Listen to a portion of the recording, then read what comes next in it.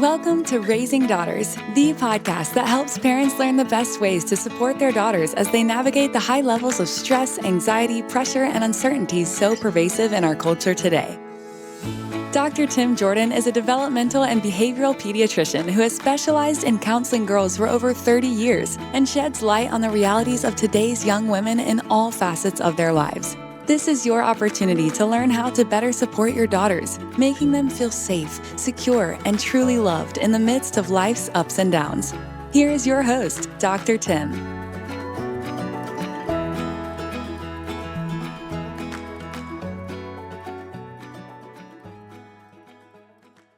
Welcome back, friends, to another episode of Raising Daughters. I've had a lot of authors on and guests in the last several months, which is really fun for me. And I thought today I would go solo and use a topic that came to mind recently because I was talking about it with some patients. By the way, I'm Dr. Tim Jordan. I'm a developmental behavioral pediatrician. I've been working with kids for a long time. In a counseling practice over 30 years. In my counseling practice, in our school program, Strong Girls, Strong World. And as you know, if you've listened to these podcasts before, I've been running weekend retreats for 34 years for kids, summer camps for 33 years. I've traveled around a lot, given talks to parents and all. And so I've learned a lot about being with kids in all different kinds of settings. And what's prompted this podcast was I was talking to a couple who had a daughter, and both parents were having a hard time connecting with her for different reasons. They just weren't in sync with her. And I think that was for a lot of their own personal reasons, but also just because of her age and them not understanding how you connect with someone who is a teenage girl. So today, I'm not going to talk about teenagers. I'm going to talk about younger kids. And I'm going to do another podcast about how do you connect with teenagers. When I was in my fellowship with Dr. T. Barry Brazelton a long time ago in Boston, one of the things that I learned was about the beautiful rhythm that parents get into with their little kids, with their infants and their toddlers. I remember seeing some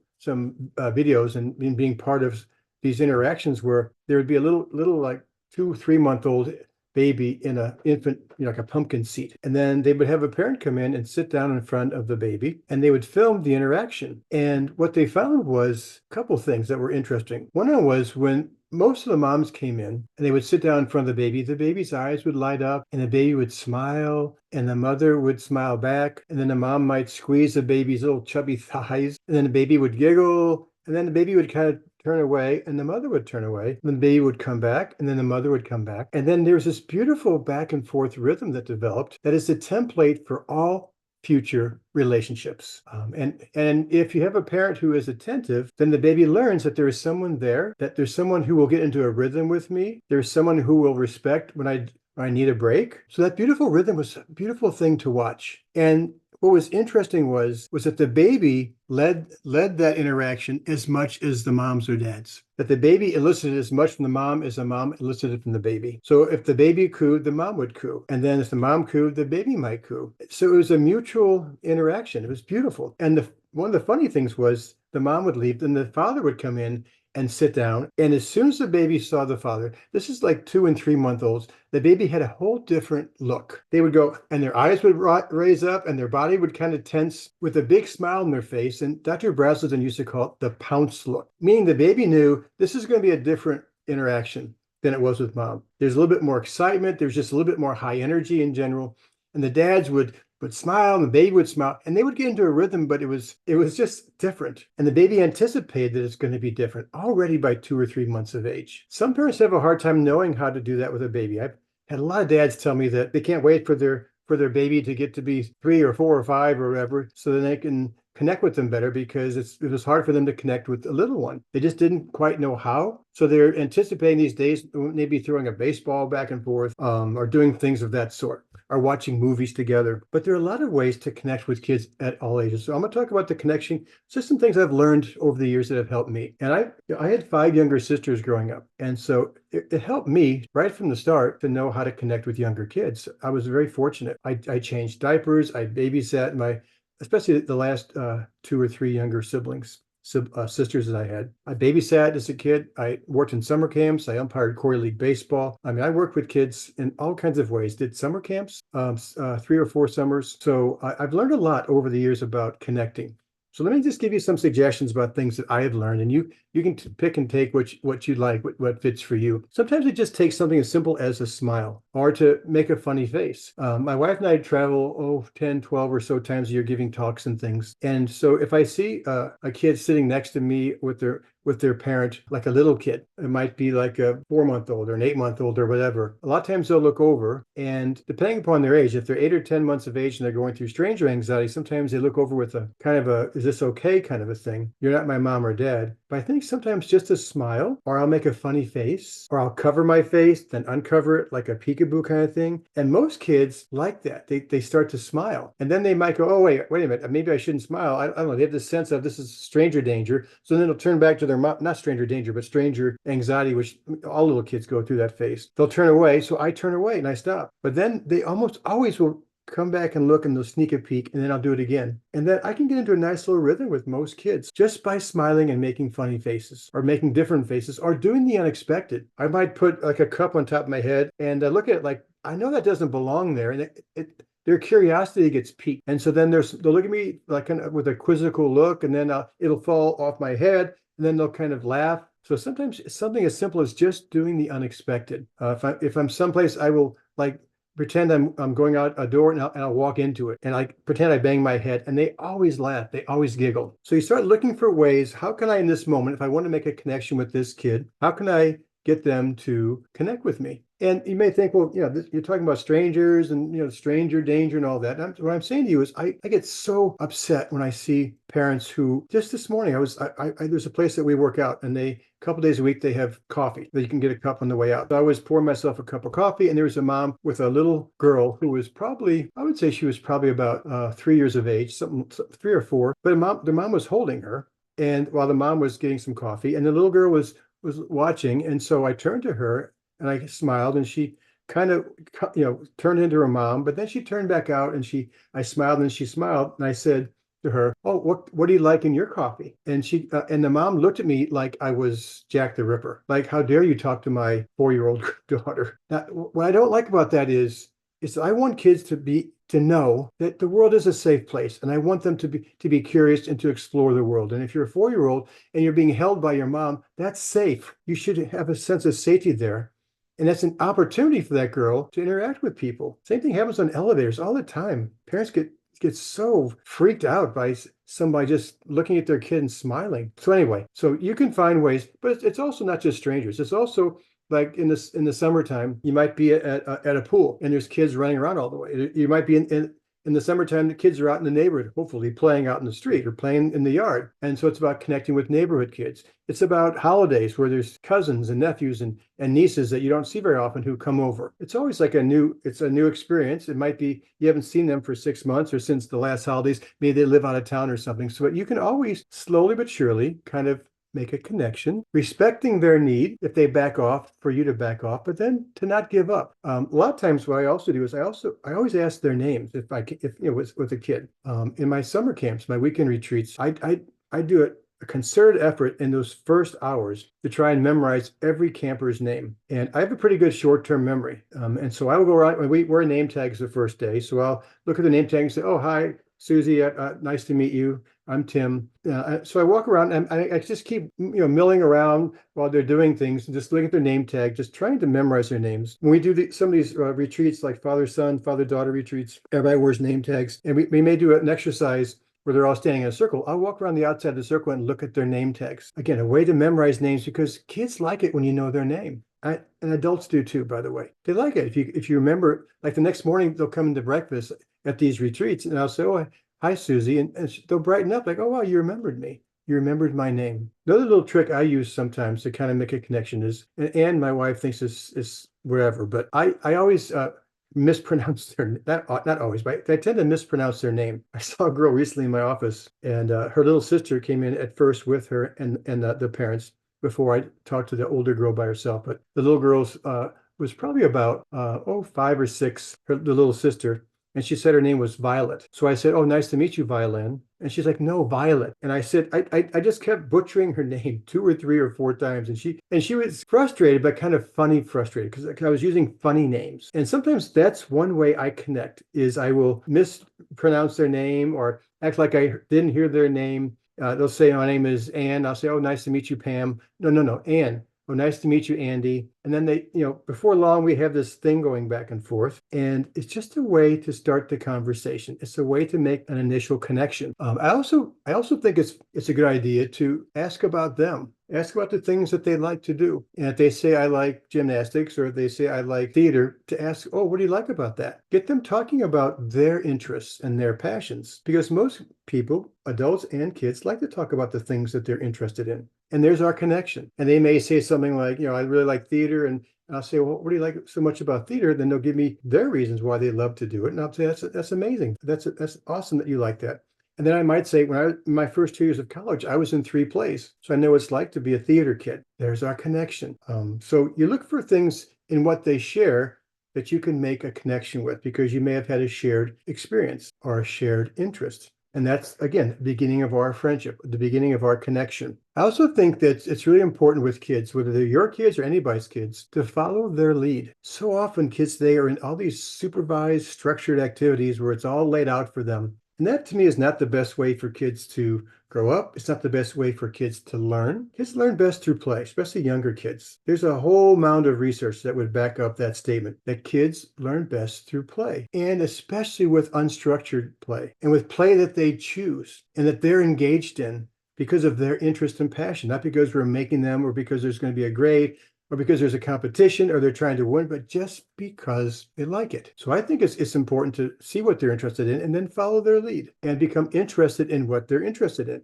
There's some of these father-son, father-daughter retreats that Ann and I travel around all over to do. There's usually about 30-ish couples, 25 to 30 couples. Couples meaning dads and their daughters or dads and their sons. Sometimes we'll do an activity where we'll give them like inner tubes and some boards or some rope and things and tell them you guys need to make some kind of a floating craft, and then we're going to have races to see which team can get across the pool quickest. And so we will tell the dads ahead of time, let your daughters lead this operation. Don't, let them build the craft mostly. Help out, have fun, but, let them take the lead. And 99 times out of 100, that's so hard for parents to do. It's so hard for parents to sit back because in our minds, there's a right way to do it. There's a better way to do it. And we want to show them and teach them and make the best boat. And sometimes parents get competitive too. And I think we need to let that go if you're wanting to make a good connection with your kids or any kids, which is to let go of that part about, I know what's best. I know how to do this. You don't. I'm the parent. You're the kid. I need to show you how. Instead of standing back and saying, how could we do this? And letting them take the lead. And even if they build a horrible boat and they don't win the race, it doesn't matter because they have so much fun building stuff and using their creativity and their imaginations. So remember that. It's so important. So hard sometimes for parents to step back. I remember a long time ago, we were doing a mother-daughter retreat, and these were middle school girls and their moms, and it was in Europe, and there was mothers and daughters from all over Europe, and we did an exercise where we call it the bog crossing, where we gave them these carpet squares that were about maybe 12 by 10 or something like that. And we said, these are magic carpet squares. You need to go from point A to point B, which is probably about 20 or 30 yards away. And you can't touch the ground. You can only be safe on these carpet squares because they're magic. And there's hot lava. And so you need to find a way to get your group across.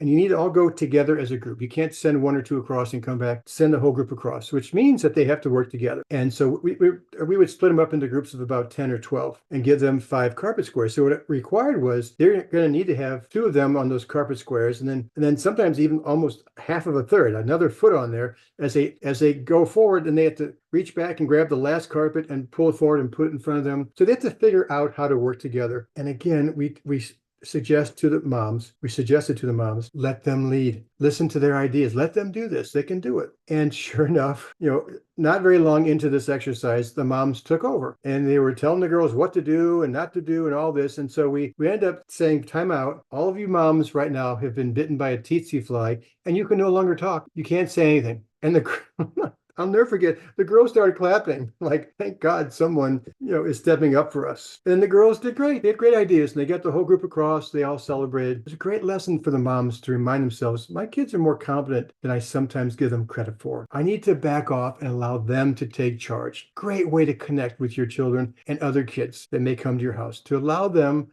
to take the lead. Allow them to take the initiative and don't always get so focused on doing it the right way. That also means less structured play. I love to give kids toys and different kinds of things where there's not a prescribed plan, where there's directions like do it this way, as opposed to just saying, here's a bunch of Legos, make something. Or I said this on a previous podcast about summertime, about just buy them some boards at the hardware store and some hammers and nails and give them some rope, give them some large appliance size, now empty cartons, and just say, here, build something, create something. And don't give them directions and don't tell them what to make. Just say, this is some stuff you can build with. Have at it, have fun, knock yourselves out. Kids love that. They love the freedom to create. And that's a great way to connect. It's be out there with them, but let them do the leading. Let them make what they want to make. It also means when you're with them in any way, even if it's in a short period of time, whether you're talking about your children or other kids that you are with for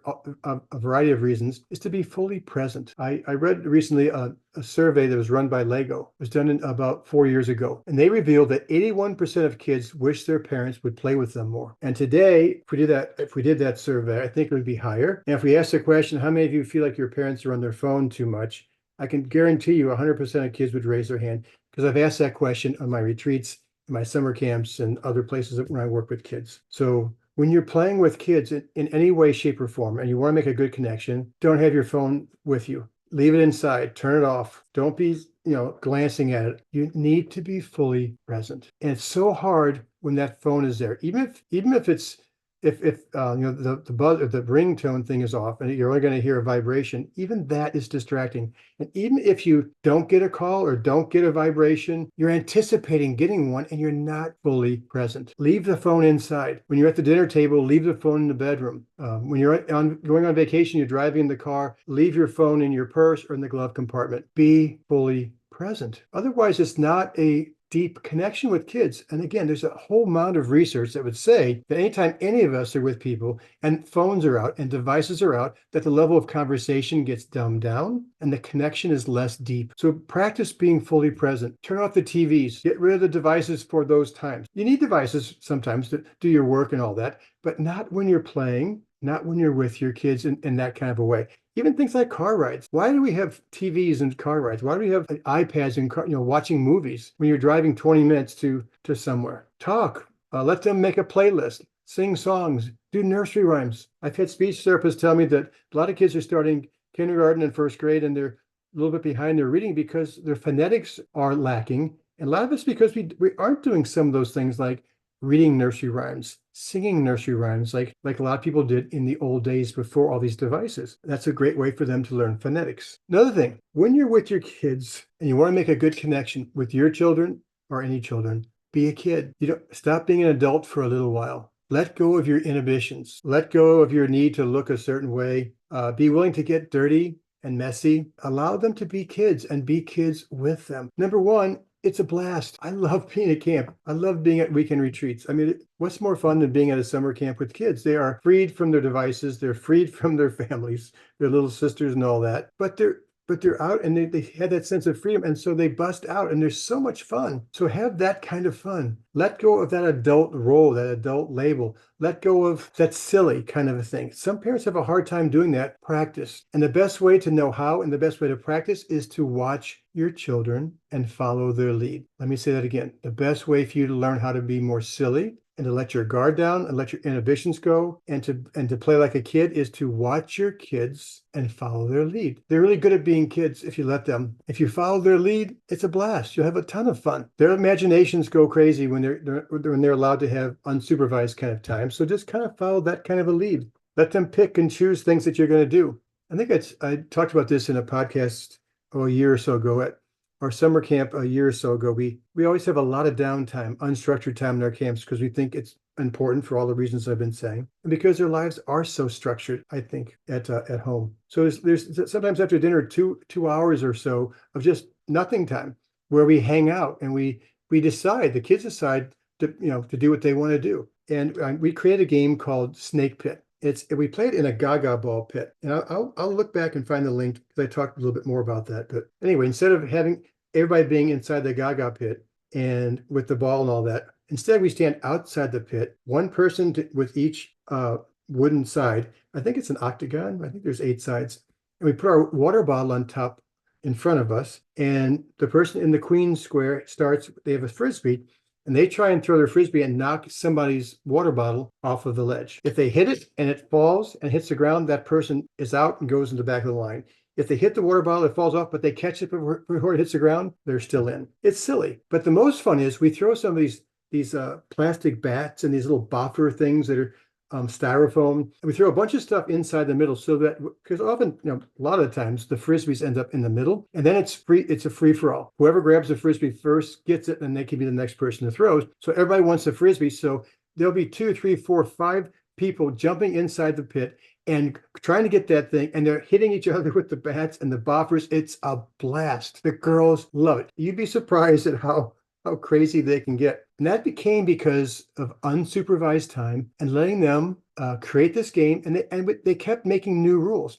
Every year we add new rules. And that's the fun of it. It's their game. It's their rules. So if you want to make a good connection with kids, then be fully present, let go of your inhibitions, let go of your filters, let your imaginations go wild, follow their lead, and be a kid. I remember a long time ago in my fellowship year, I met a man named Stanley Greenspan. He came by our Child Development Center, and he had written a book about what he called floor time. He worked with kids with autism, but he worked with kids who didn't have that as well. And what he meant by floor time was the importance of getting down on kids' level and actually getting on the floor and playing with them. A lot of times adults are sitting up in chairs, they're sitting on couches when their kids are down on the floor. And so my wife and I do a really fun role play where we will ask for a volunteer, a mom or a dad, and then they'll come and sit down in the middle of a circle, and then I'll sit down with them and I'll say, I'm your dad and you're the kid, and I have this little package, a little container of Legos. I'm sorry, like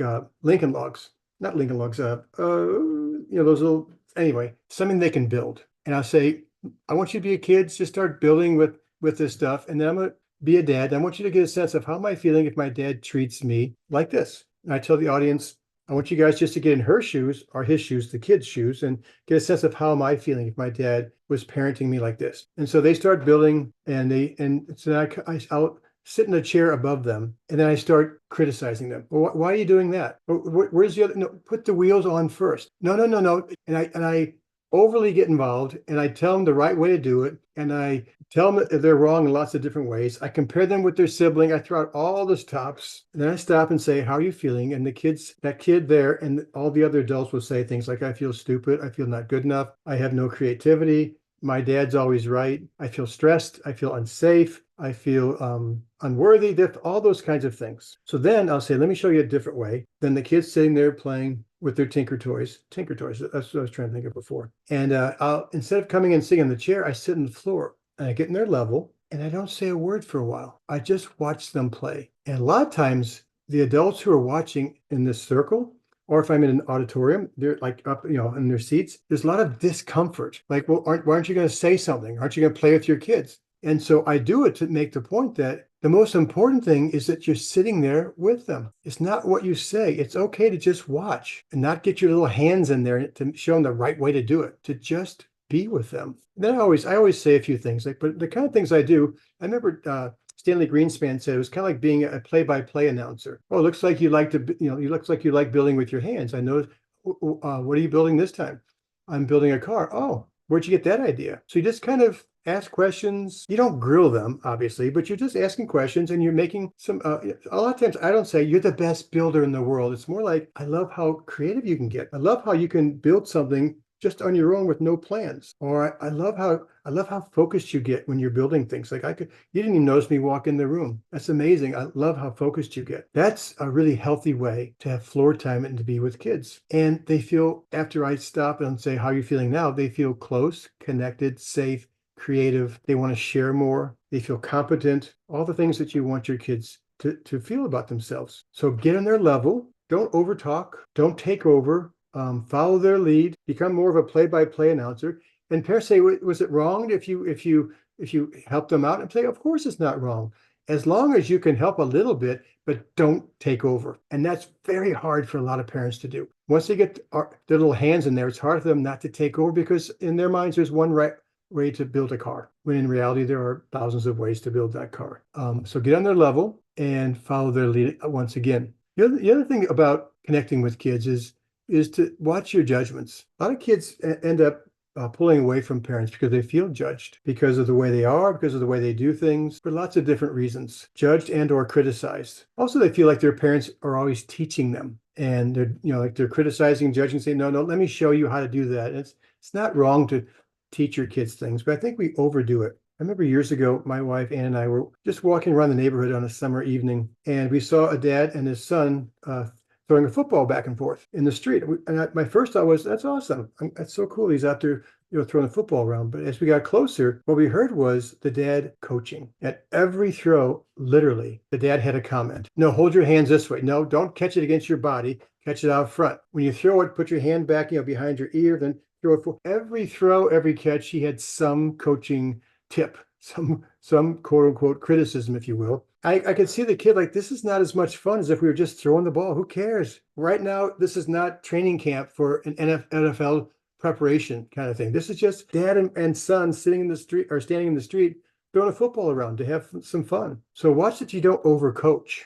Even when you're just playing soccer, kicking the ball in the backyard, there may be times when you say, can I give you a suggestion about something I've noticed? And if they say yes, then give the suggestion. Watch that you don't overcoach from the stands, or coach at all from the stands, if you will, when you're watching your daughter play a lacrosse game or a soccer game. Oh, girls tell me so often they hate it when their parents, especially their dads, are screaming from the sidelines, coaching them. Don't coach them on the way home in the car, especially if they lost. But a lot of times kids don't want to hear that stuff on the way home. They need some time to kind of process the game, maybe calm down if they had a rough game. So I just watch that you're not always coaching. You're not always giving advice. Another piece to make a connection with kids. This is maybe one of the most important things. Well, two things. I think a couple of things.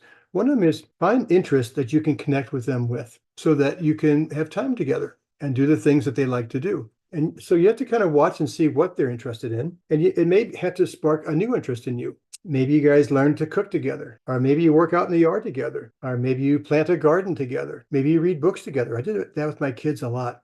When they were young, I got some of the classics from the library. I have those books, things like Robinson Crusoe or Black Beauty or Swiss Family Robinson, those sorts of old school books. And I would read, a chapter or two a night. Huckleberry Finn, Tom Sawyer, those kinds of books. So all my kids like to read.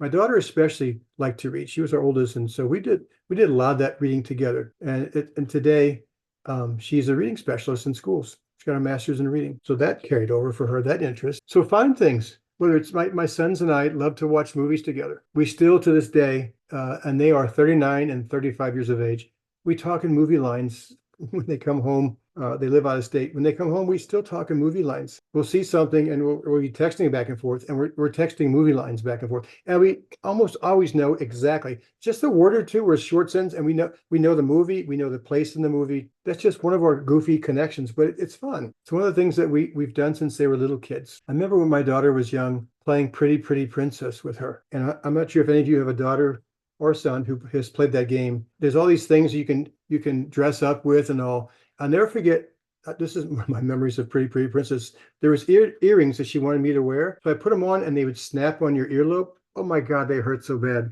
I'll never forget, because my ears, I guess, were too big and that was so small. It was so, but I put them on. I put them on because I wanted to connect with her, and she loved that game. And she loved that her dad was willing to be a pretty, pretty princess, if you will. So those interests can look like a lot of things, but again, follow their lead. It's just ways to connect. It's ways to do things together. And those interests are things that carry over. I still sometimes will go to like book fairs with my daughter. She loves musicals. My wife does not. So not every summer, but most summers every summer there's an outdoor theater in St. Louis. It's the largest outdoor stage in the country. And they have lots of musicals all summer. They have like 8 or 10 of them. So most summers, my daughter and I will go because she likes that. And I do too. And that's one of our things we do together. So you can find those things that haven't become rituals that you do. It's a great connecting thing. It also could be not just with your kids. It could be with a niece, a nephew. It could be with grandkids, any kids you can share interests with. And they love having adults do things with them, especially if you're fully present and following their lead. Respect, giving kids lots of say-so and control. Those are ways to make sure that you have a good connection with them. I think what I've learned is I work with families sometimes where there's been a divorce and a remarriage, and there's a stepmom, stepdad. And one of the things that I've noticed is sometimes the step parent will move into the house, and then all of a sudden there's new rules, and they start to discipline the kids before the kids even know them very well. And I always tell, and there's obviously, but there's lots of acrimony, there's lots of power struggles. So I remind those step parents, I want you to be part of the discipline in the home. But first, you need to make a connection. They need to like you. They need to know you respect them. They need a sense of connection. And then when you start setting boundaries, it'll be handled a lot easier and better because there's a connection there. If you just swoop in and start, disciplining them, that's a hard sell. And it's not. I think it's disrespectful. So first, make the connection, and then it's much easier to make that those boundaries. And that's true with other kids as well, not just step parents. It's true for any kinds of kids. When you have your kids' friends coming to your house, sometimes they need boundaries. And so I wouldn't be afraid to do those. But I think if you've made a connection first, they like you, they trust you, they feel comfortable and safe with you, then they'll hear those boundaries and they're much more likely to respect them. Last but not least, one of the most important ways to connect with your kids or any kids is to be a really good listener. Let me say that again. One of the best ways to connect with your kids and any kid is to be a really good listener, a non-judgmental listener who likes to get in that child's shoes, hear it from their point of view. Like Atticus Finch said in To Kill a Mockingbird, get in their shoes and walk around for a while and get a sense of where they're coming from. That's such an important connecting piece for all kids. To get in their shoes and listen and mirror without interrupting, without advising, without giving suggestions, without making it about you, to just listen. I've mentioned that book before. It's called Rabbit Listened. Get that book for it's a little kid book, but it's also a message that big kids would like as well. A rabbit, this little boy was angry because some birds knocked over his creation. And so all these animals kept coming in and trying to, get him out of it. And the only one who was successful was the rabbit, because the rabbit hopped in, sat down beside him, and didn't say a word. Rabbit just listened. And because of that, it created the space for the boy to feel like he could talk. And the rabbit listened. And then the boy settled down and then started creating again. So be a good listener for any kid, whether it's your children, whether it's the neighborhood kids, whether it's cousins, nieces, nephews, whatever. Be a good listener. Every kid loves adults who are good listeners. They love teachers who are good listeners. And they will go to those teachers if they need something. They don't feel like you're a good listener. They don't feel like you respect them, they don't have a sense of connection, they won't. And I want them to come to you. I want them to be connected to you. I want them to reach out to you, but that connection is the most important piece. In a podcast soon, I will also do a discussion about ways I've learned to connect with teenagers. And that was a work in progress for me.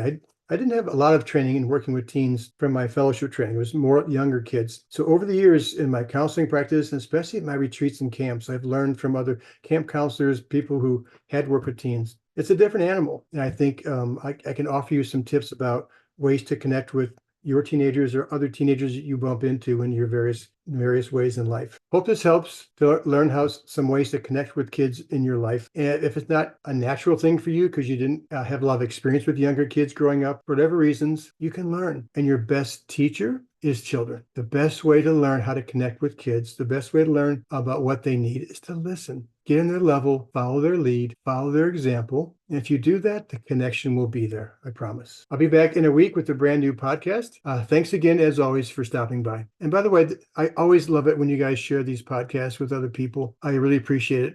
I'm getting more and more people, even in other countries now, who are listening to the podcast. I really appreciate that. If you ever have questions or suggestions about topics, email my wife at ANNEN@drtimjordan.com. And my show notes, as always, will be on our website at www.drtimjordan.com. I'll see you back here in a week.